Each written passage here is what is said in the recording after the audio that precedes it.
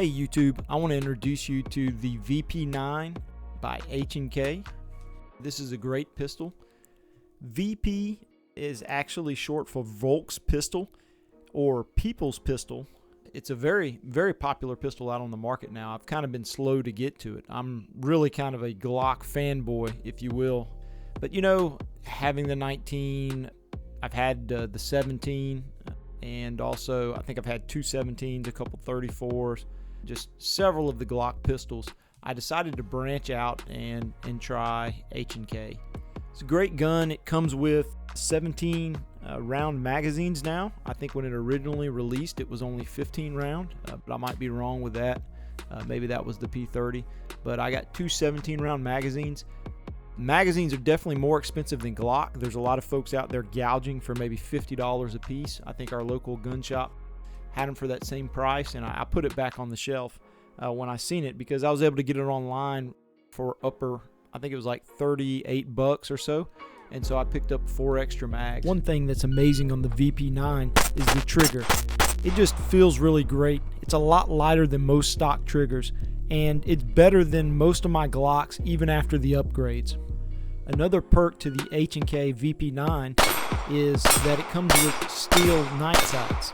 Now, they're not trinium, they're painted on, but they're still a lot better than most factory sights. I did replace them on this VP9 with Trijicon competition sights. That's just because of user preference. I prefer a fiber optic red front and a very thin post and a blacked out serrated rear. H&K uses a special coating that they call their hostile environment finish.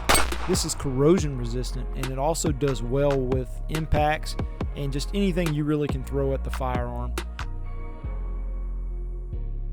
There's a lot of things to talk about on this gun that it comes with. You know, a lot of the manufacturers with their new firearms these days offer a lot in terms of ergonomics, especially with the polymer guns, where you got a lot of adjustable back straps. But one thing H&K does a little differently is they offer the back strap as well as these panels right here. They're replaceable, and you can go with a small, medium, or large, and the same with the back strap. So that gives you another point of adjustability, and totaling all the different variations between or combinations between back strap and side plates, you can have up to 27 different configurations for this pistol. And this is the same, really kind of the same frame that the P30 has, or very similar at least. What you really have is kind of a striker fire version of the P30 here in this gun, and it really feels excellent. H&K's always been touted for having superb ergonomics, and this doesn't disappoint. Another thing to point out is that it's got a lot of ambidextrous controls. It's got the slide lock for all your right-handed shooters on the right side, or on the left side, and then on the right side it's got another slide lock right here. And I think on the P30 this is a little bit larger slide lock that they have there for the lefties, but this one suffices quite well. Either way, it's ambidextrous, and of course it's got the European mag release, which you can hit with either your thumb or your finger on trigger finger. I think some people use their middle finger on either side, and a lot of people really like it because they don't have to break their grip when they're shooting, which can be really advantageous during competition.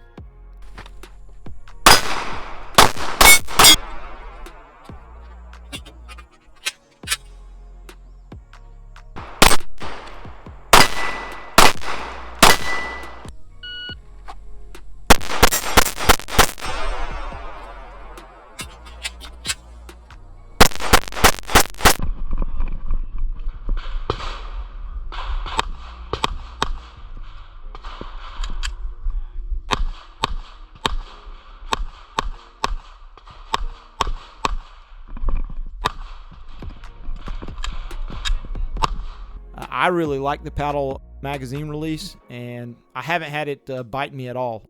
As soon as it's time to change the mag, I get right to it. So that's no problem there. They do come with a 1913 Picatinny rail, and you can see here that I've got a TLR1, one of my choice flashlights, mounted to it by Streamlight. Works really well. You know, most of your major flashlight providers are going to come with a 1913 insert for their flashlight, so nothing to worry about there. In terms of recoil, H&K definitely has a higher bore axis than other firearms in kind of the striker fire category, such as the Glock or maybe the M&P. But the VP9 series, the bore axis is definitely not as high as some of the other H&K pistols or some of the SIGs out there. But it is something that I was worried about when I very first started shooting it. What I came to find out is H&K has a proprietary, what they call captive flat recoil spring, and that helps manage the recoil in the system.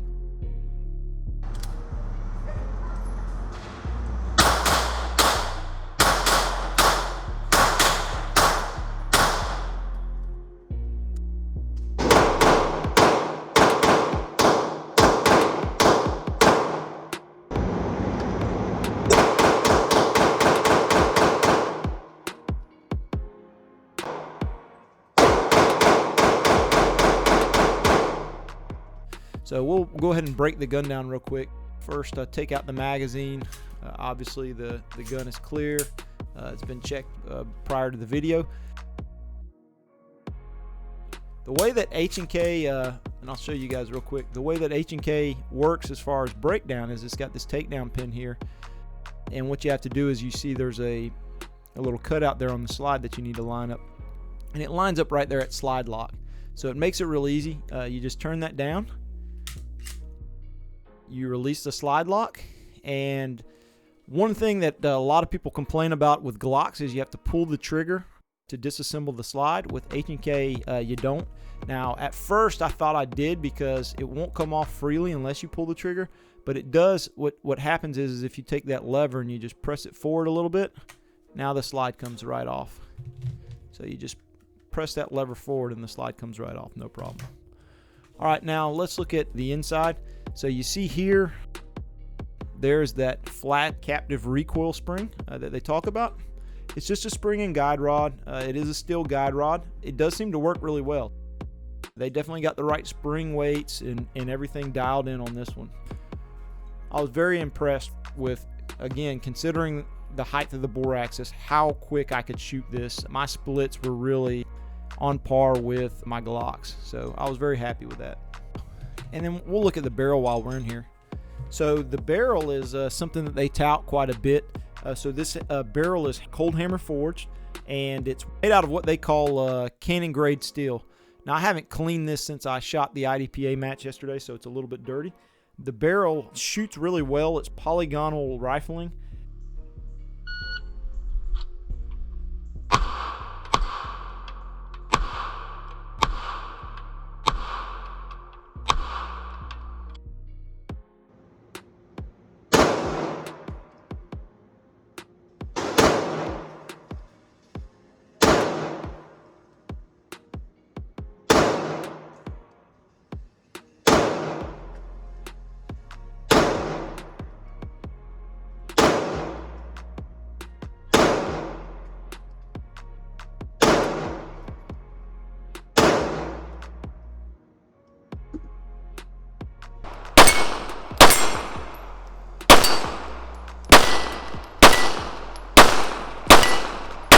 And we'll have a look at the internals on the slide while we have it open.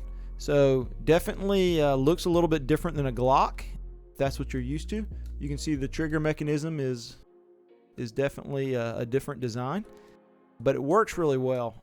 The trigger on this thing is superb for sure. You can see here we've got some really beefy railing in here. As most people say that H&K kind of over-engineers their guns. Well, I'll take that any day. Rather it be over-engineered than under-engineered.